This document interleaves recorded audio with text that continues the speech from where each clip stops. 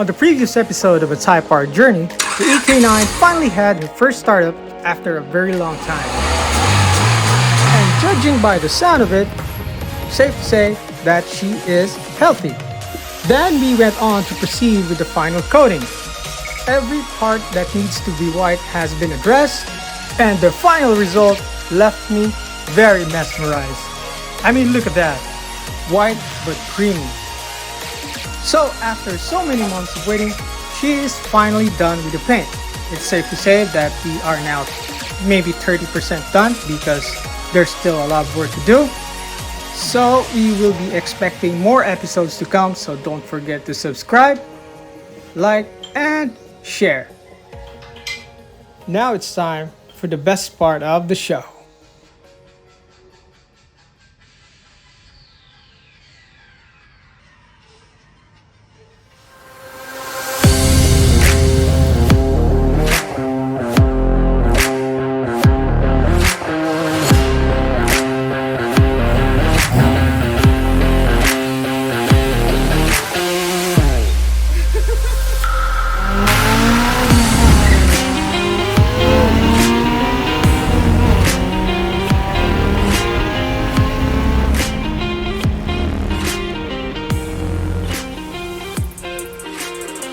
Well, guess who's back home?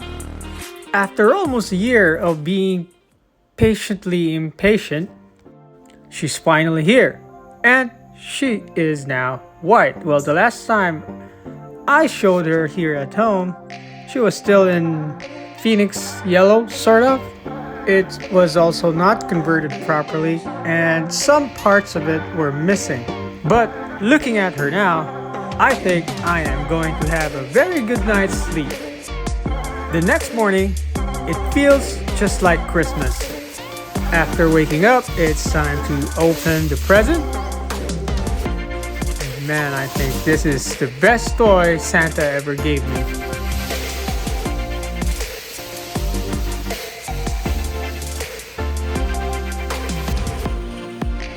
The paint job is absolutely amazing. I think I chose the right brand of paint because that right there is completely championship white. Time to take a peek on Jae-dong's work, and it's left-hand drive, but not completely though. Now let's look at the dashboard and the wiring. That Type R cluster sits perfectly well. And on top of that, the Type R emblem. Man, amazing. It's nice enough to ignore the messy interior, but wow, it's all white. Now let's go check out the trunk.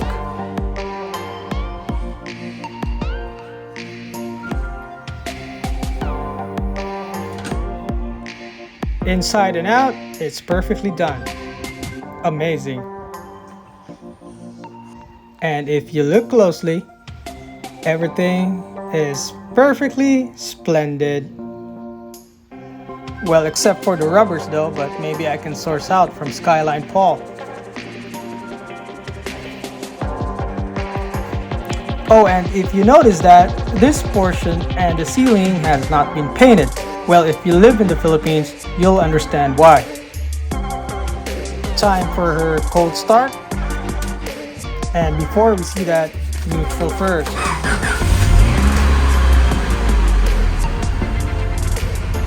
Yeah, before I forget, Jae-dong told me that the IF valve needs to be replaced. I guess it won't be a problem since we have good friends that sells those. But I can't say the same for this part. With a little cleaning, it will be looking fresh. On to the passenger side. It's still missing some of the parts, but I have those. The wheels, we are going to change that, of course. Now, the wiring, it's okay. As long as it works, it will be covered with the carpet anyway. A while back, I mentioned trial and errors. I realized that this side mirror is actually for the sedan version. The base is actually quite different compared to the EK hatch, as it has a little curve in there compared to the edgy sedan version. But no worries, trials and errors. As long as the job was done well, it's a good base for us to start. Now she's perfectly left-hand drive. It's time to check out the engine. Now the engine is now left-hand drive, but some parts that need to be replaced with brand new. J-Dong did not forget the sockets. Intake resonator sitting well there. Intake, all good. The wrinkled red OEM strut bar, check. AC lines completely left-hand drive, which we sourced out from other Civics. Radiator needs replacing, but it's all good. Though it has been leaking coolant, but it's all about the hose. We'll find a way to fix that. Innovative mounts installed back, ABS. Clutch fluid reservoir is still on right-hand drive. This one, perfect. Booster hose, all good. Wiper, left-hand drive. And oh, don't forget, the fuse box is now also left-hand drive. We sourced that out from USDM Civic. Battery, still running. It needs some work, but I think I can do that myself. So we're all good. A left-hand drive Civic Type R right there. And to complete all that, we also need this one right here. So I did not waste time and installed the headlights right away. Yeah, it's a Taiwan version, the Depot brand, but we'll change that someday. Then comes the ceiling. Yeah, it is an original EK9 ceiling. It's a little bit dark compared to the EK3. It actually came with the car when I bought her, so she's back where she should be. Looking at that, I can't wait to install all the interior parts, but let's do the exterior first with a little help from the fiancé.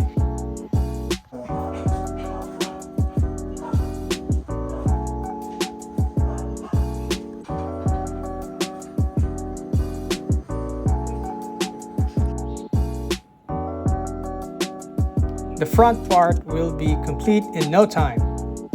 Now, having the genuine bumpers, chins, and, well, grills, it's not that easy to install. It has a lot of parts, like these little screws, to be placed perfectly where they should be. And that is the difference between the copies and the genuine ones. I mean, look at that. That's a lot of screws.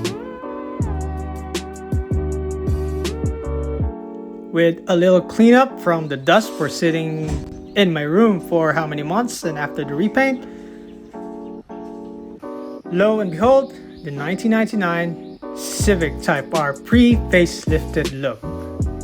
Without the chin. I'll put that on later as I have to clean the brackets and the bolts. But wow, look at that! These parts are actually very difficult to find now, or very expensive to purchase. I am just so lucky that I found this somewhere near my hometown, as somebody has been saving it but decided to sell it. Everything fits perfectly, even the Taiwan headlights. I can't wait to get my hands on those genuine headlights, but it's very expensive these days. I think I'll save for that. On to the side moldings, or door moldings, whatever you call it. The clips, it sounds so satisfying. Painting a championship white is very tricky. The best option to do so is to paint it all together in one go, so to avoid mismatching colors. Ask me how I know. The things we do to keep it original. My God. Then we went on to the driver's side, installing those door moldings. My God, very satisfying.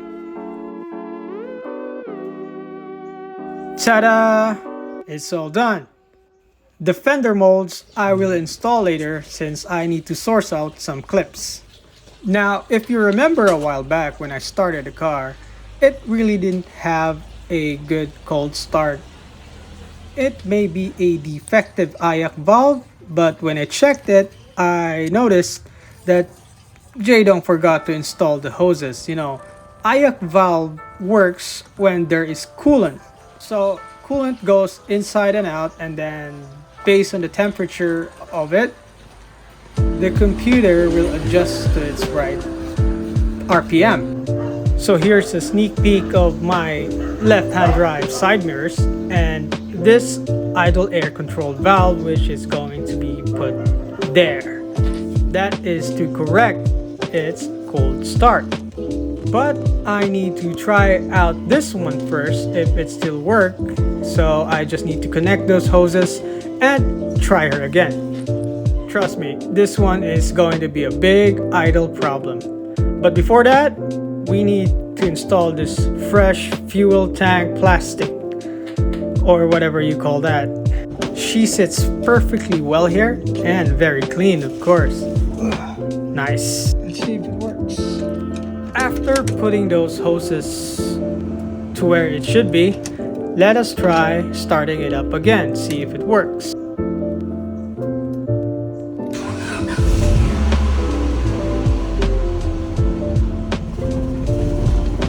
Well, it doesn't work. So let's double check everything up and see if it really needs replacing. This guy is giving me problems, really. I really want to save this new IF valve, but I think she really needs it. I mean, look at that. The idle is not doing well. It's revving up and down still. It shouldn't be like that. I mean, when I got this car, it had a perfect cold start. So there must be a problem somewhere. Maybe I should replace that with this. And by the looks of it, it looks really clean and fresh. It's not brand new though, but compared to that, that is just so, well, used. And after inspecting it, I found something. This guy has been grounding itself and affecting my idle. Well, it's a one system harness. And after taping it, it finally idles just the way it should be. Wow. Simple problems, simple solutions. And yeah, the idle air control valve has to be replaced. Now we just have to observe to get it to the right temperature and don't mind the ABS. I will trace that probably in the future. This is the culprit right here. I have to temporarily tape it off and see it's grounding itself. With that installed, I won't be experiencing the up and down idling. All because of this guy. Well, it's all good now, yeah? So much hassle for just a little small thing. Maybe I'll source out the right socket for this, maybe in the future. So therefore, I conclude that this engine is now running perfectly well. It just needs more fixing, especially this coolant leak right here. And we are all good, except for those tiny improvements. So enough with the car for now. Let's go with the rims, the shoes, the kicks, whatever you call it. Of course, it won't be complete without the EK9 hubcaps right here and the EK9 rims.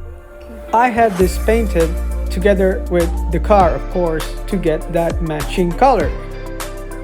But I'm having actually second thoughts of installing this one, or maybe just use the black one.